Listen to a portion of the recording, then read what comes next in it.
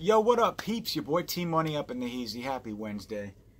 So this is going to be a long update. I got a lot of stuff in the mail. It's pretty late. It's like 10:30. So I'm going to kind of try and breeze through this. I've been busy all day, so I'm just barely getting home and settling in. And I just opened the box. I got a huge package from Diabolic DVD, and then a package from Amazon, and one from Scream Factory yesterday in the mail. So let's just jump right into this update. I got Kino Lorber, Scream Factory, Turbine, Indicator, Arrow Video, CMV Laser Vision, AGFA, and maybe some other miscellaneous stuff.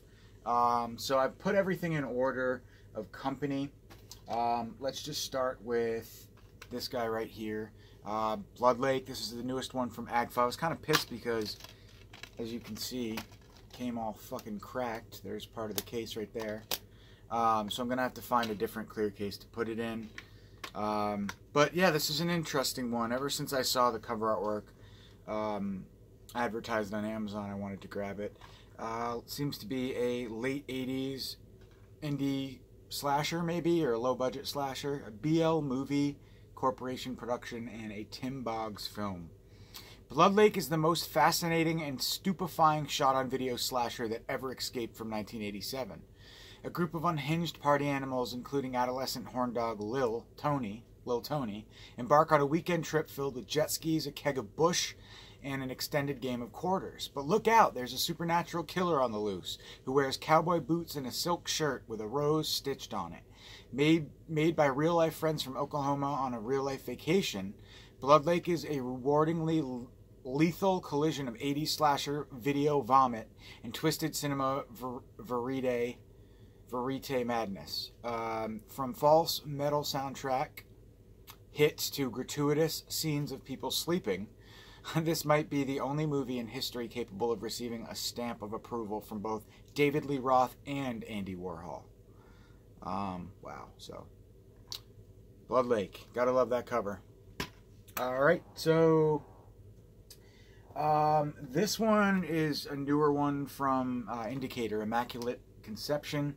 Don't really know too much about this movie. I researched it briefly prior to doing this video, but I don't even remember what it's about. So I don't know, some sort of like thriller, I think. This couple moves in. I don't know. I can't tell you. But it's a new one from Indicator. I wanted to grab it. I love Indicator. You get a really, really nice booklet. My booklets have been getting all fucked up lately, though. I feel like they're all... You can't really see it there, but they get, like, wedged up against something inside the case, and then they get damaged. It's annoying. I had an Arrow Video title that I got today as well. That was damaged, but I'm trying to find yeah, something about a couple moves to Pakistan, and they join this church or something like that, and then shit goes down. I'm not really sure, honestly, but again, it's a Indicator release, so had to give it a go. Alright, then I got a stack of Kino Lorber films here. Another, I think, late 50s, black and white creature feature, I guess, dinosaur run amok film, The Land Unknown. Yeah, I don't really know much about it, but I like that subgenre. So, The House of Seven Gables. Jealousy, loyalty, and a family feud between two brothers are all at play in The House of Seven Gables, based on the classic novel by Nathaniel Hawthorne. The sudden death of Geoffrey and Clifford, Pincheon's father, the sudden death of their father provides the vengeful and vindictive Geoffrey with the perfect opportunity to get his brother out of the way and seize the family fortune. Framed for murder and forced to leave his fiancée, Clifford is sent off to prison where he befriends Matthew Hallgrove, the descendant of the Mal family with whom the Pincheons have had a long history of turbulence. Can the two join together to foil Geoffrey? Or are the families destined to repeat the mistakes of the past and live out the curse of their ancestors? Hatfield vs. McCoy's type movie? I have no idea. But it's a 1940 black and white film starring Vincent Price as well, so that's awesome. So yeah, cool. And then we have another one with Vincent Price, Scream and Scream Again. This is the Kino Lorber release. This movie also has been released by Twilight Time, so they have a pretty good release as well, but I wanted to pick this up. It's got nice reversible cover artwork. Pretty good film, early 70s, Vincent Price, horror-esque movie, so goodness there. Then we have The Strange Door. I'm really, really stoked to check this one out. I've never seen it before. Screen legends Charles Laughton and Boris Karloff haunt the dungeons of a medieval chateau in this horrific adaptation of the classic Robert Louis Stevenson. The Sire de Malroy, whatever, is an evil French nobleman so obsessed with hatred of his own brother that he imprisons him in the castle dungeon. The Sire also tries to destroy the life of his brother's daughter by forcing her to marry a rogue. But his plans are upset when they fall in love, aided by Voltan Karloff, an abused servant. The lovers attempt to escape, but the Sire imprisons them in his cell with closing walls that may spell violent deaths for the young lovers. So it almost feels like a Romeo and Juliet type film. I have no idea. But sound is cool. The cover work's awesome. Had to grab it. And last but not least, we have a new one from Chucky Be. Just another awesome Charles Bronson film doing what he does best. Yeah, just like an action thriller, I guess. He's gets out of jail 10 years later, trying to start a new life, and then he gets tracked down by the other guys that escaped from prison with him because he did something they didn't like, and then he gets held hostage. I think his family gets kidnapped, that sort of deal. So Chucky Bronson, awesome revenge flick. Alrighty, next up we have a stack of films from Arrow Video. So the other night I did my update and I told you guys that I knew that I had forgotten something. Sure as shit, I did. Tideland. I actually grabbed this release from PMAC. He was selling a few films and he hooked me up with a sealed copy of Tideland. And I don't know much about the film, but I wanted to grab it because I'd been meaning to. For his 10th feature, Terry Gilliam adapted Mitch Cullen's celebrated cult novel, Tideland. To escape her unhappy life in a remote part of Texas, 9-year-old Jaliza Rose dreams up an elaborate fantasy world. But the reality of having junkie parents, played by Jeff Bridges and Jennifer Tilly, and the influence of their eccentric neighbors begins to encroach, turning her daydreams even darker. A rich slice of Southern Gothic blurring whimsical fantasy with unsettling reality, Tideland is among Gilliam's most personal works. Indeed, with its shifts between the amusing and the macabre, expressive camera work and striking special effects, the film could be a very definition of Gilliam-esque. So, yeah, I don't know. Nothing that totally sparks my interest, but it sounds good, so I grabbed it. Then we have Chioma, Franco Nero. I don't know much about this movie, but it comes with a nice booklet. See, this is what I mean. You can see the damage on the booklet right there. It's, I mean, whatever. Boo-hoo, right? But it sucks that shit gets damaged so easily. And we have another forbidden photos of... I've been going through all of my Arrow releases and taking the cards out and putting them with the movies.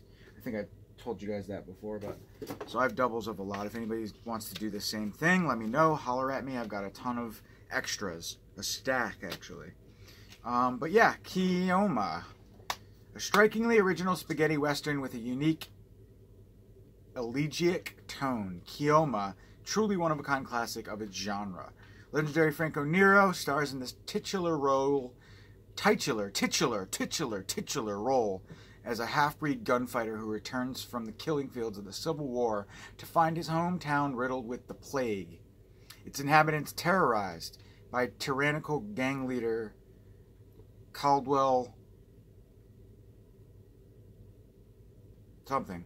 Chioma's father, played by William Berger, welcomes his prodigal son's return, but when Chioma saves a vulnerable pregnant woman...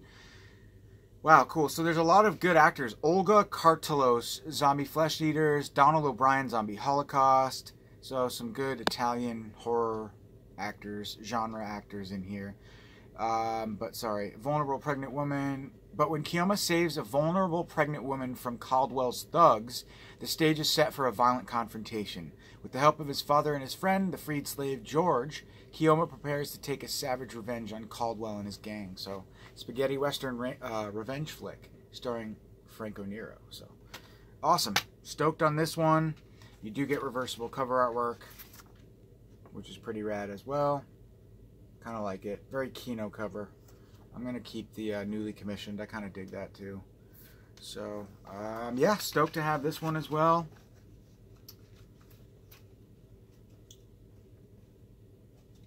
And last but not least for the Arrow video releases, for this update, we have the Iguana with the Tongue of Fire. Another early Giallo film trying to cash in on like the animal Giallo names, you know, bird with crystal plumage, all those. The Iguana with the Tongue of Fire. But apparently, directed by Ricardo Freda, the Iguana with the Tongue of Fire is a gloriously excessive Giallo that boasts a rogues gallery of perverse characters, violent fetishized murders, and one of the genre's most nonsensical red herring-laden plots, which sees almost every incidental character hinted at potentially being the killer. Cool, so awesome.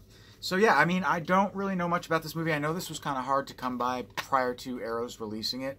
So I know, well, I mean, that's exciting for one. But yeah, so we get a nice booklet inside, first pressing. Some reversible cover artwork, which is pretty cool as well. Kind of reminds me of like a Code Red title or something. I don't know. But yeah, so stoked for this one as well.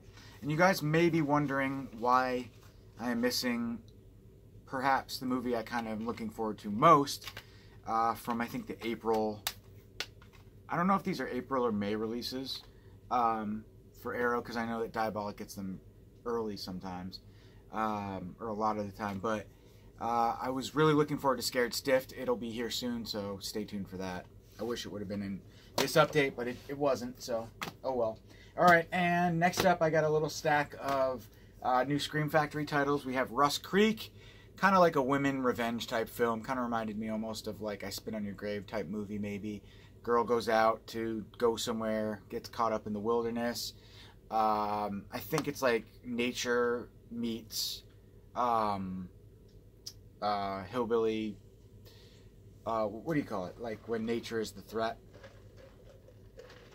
but meets some hillbilly folk out in the woods, and it's I guess a women revenge flick type movie. I don't know.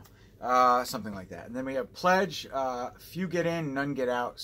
I guess it's sort of a horror, black horror comedy, or dark humor type movie or whatever. Pledge. Don't really know much about it. Just know that it's about some kids that are trying to join a fraternity, and they end up getting in with this weird group of people that make them do some fucked up things, and there you go, you have Pledge. I don't know about either of these, but I can tell you, Rust Creek and Pledge, 2 new releases, but I can tell you the next 2 I am particularly excited for. Honestly, these movies were probably at the top of my list, top 5 movies that needed a Blu-ray release at this point for me. Scream Factory announced both of them in the same day, I believe, so I was thrilled. I can finally retire my DVDs, because I do have both of these movies on Anchor Bay DVD, which are kind of rare, I think, at this point, but now they're probably not, so I should have sold them when I had a chance, but oh well, what are you going to do? But anyways, The Manitou and Superstition, 2 awesome movies, 78, early 80s, or 79, something like that. Yeah, I mean, Burgess Meredith is in this movie, Tony Curtis, Susan Strasberg, directed by William Girdler. This movie's fucked up, man. A little demon baby. Those of you who don't know, this woman actually has a fetus growing at an abnormally accelerated rate on her neck. She reaches out to her former lover and phony psychic. She discovers that she's possessed by the reincarnation of a 400-year-old Native American demon. It's been a while since I've seen it, but I remember laughing hysterically at some of the creature effects in this movie. But they're classics, so you can't go wrong. And then I absolutely love Superstition. One of the best, I think, opening sequences for a possession-esque horror movie I think ever made. I don't know. Even a slasher. Possession, this movie kind of mends the genres, I would say, or blends them rather. But definitely some cool kills in this movie, I'll say that, involving a microwave and a window. The opening sequence is amazing. Honestly, it's what really stands out to me. But I remember seeing this movie, I can't remember now what, but the first time I heard about it, it was on a preview on an Anchor Bay release. It was a trailer in a movie I was watching, and I was like, damn, I gotta get that. So I actually ended up getting the DVD. I found it at FYE for like $4.99, which was awesome because it was worth a lot of money for a long time prior to getting a Blu-ray release. But anyways, this movie's awesome. You get reversible cover artwork on both of these. Some newly commissioned. This is the original. This is the newly commissioned, I think. I could be wrong, but it's not what I'm familiar with. With the hand with the rosemary bead, what do you call it? Rosary beads, rosemary beads. But that's the reversible cover, and then this one, there's a new cover. So, not much in the way of special features on either one of these releases. You do get a new interview with director James Robertson and actor James Houghton in this movie, so that's awesome. This one, you just get like commentary with film historians and an interview with the executive producer. That's cool. David Sheldon, and a new interview with author Graham Masterson. I'm not sure what his relationship is. I like when the special features have more, when they can get the cast from the films to do interviews rather than some film historian that, like, you know, acts like they know it all, because they probably do, but I'd just rather see people talk about the film from experience, from their involvement in the actual film, rather than, you know, a Colin Waddle type. But anyways, awesome releases. These are great. Go grab these. And 3 things left. Okay, so I'm really, really, really, really disappointed about something that happened with one of the releases. I'll share that last. First up, we have 2 media books I grabbed from Jesse over at Diabolic. A Quiet Place in the Country and Cut and Run. Both movies are pretty awesome. I haven't seen A Quiet Place in the Country. I don't know if I've ever seen it, actually, to be honest. Maybe. But it sounded really good. A rural spaghetti or Italian veranda, you know, quaint Italian setting or whatever you want to call it, like a country setting. I love that kind of stuff. And obviously some shit goes down. I think it's about like a maniac or something. Some dude goes crazy. Something like that. I don't know. But then Cut and Run, great movie. Released also by Code Red, or Ronin rather. I think Code Red or Scorpion, one of the two. Michael Berryman, classic. I like this movie quite a lot. But I had to grab this because of the cover artwork. I'm going to keep it sealed just like this. CMV Laser Vision. Sick, sick cover artwork. Ronin does have a really good release of this movie. So if you're into these... I don't really know how to describe Cut and Run. Kind of like a action, exploitation, jungle, thriller, I guess, suspense type film. I don't really know how to describe it, but it's good. It's a lot of fun. So, yeah, these are sweet media books. Cut and Run is by CMV Laservision, and Quiet Place in the Country is from Excess Entertainment, I believe. I always forget the name of this. Cook Media, and yeah, I don't know. It's not Excess, but it's that company that has a similar logo to Excess. So, sweet. And last but not least, I'm super bummed about this, but what are you gonna do? Favorite movie of all time. God knows I didn't need another release of this, but I ordered it. It's the classic edition of the Turbine, the Thing box set. These are out of print now, I believe. And unfortunately, mine came pretty severely damaged. You can see the whole side of the box is creased, and there's a tear in the cover right there. So that sucks. And I can't return it because it is out of print. They don't have any more. So really cool. You get a patch. You get the soundtrack. You get some cards, I don't really know. Probably different artworks from various countries. Poster. Another poster. It's very similar to like all the other Turbine Media releases, like Hellraiser and then the Psycho box set. I don't know if that was Turbine, but you get Who Goes There, which is the original, I think, comic, which is awesome. And then you get Inside the Thing, a whole booklet. And then you get the films. Well, so you get a 135 or some odd, 135, almost 135 page booklet, all on the movie. Unfortunately, it's all in German, so that really sucks. But there's some really cool stills, at least. Behind the scenes footage and whatnot, so that's awesome. And then Who Goes There? Hopefully this is in English. It's not. It is not. It's in German. So I guess these releases are really designed for Germans. Go figure, right? German release. But this is really nice. The Thing presented 3 discs like that. And then a nice little like cardboard case. Cool artwork. So this is a sweet release. I'm glad I grabbed this. And I got this for like 60 bucks. So that was a really good deal. Because it was like 55 pounds, I think, initially or something like that. Maybe a little bit more I paid, but not much. It's going for like $100 now. So I'm stoked that I got it early. So yeah, really, really nice. Turbine Media, just another really nice foreign physical media company that's putting out high quality stuff.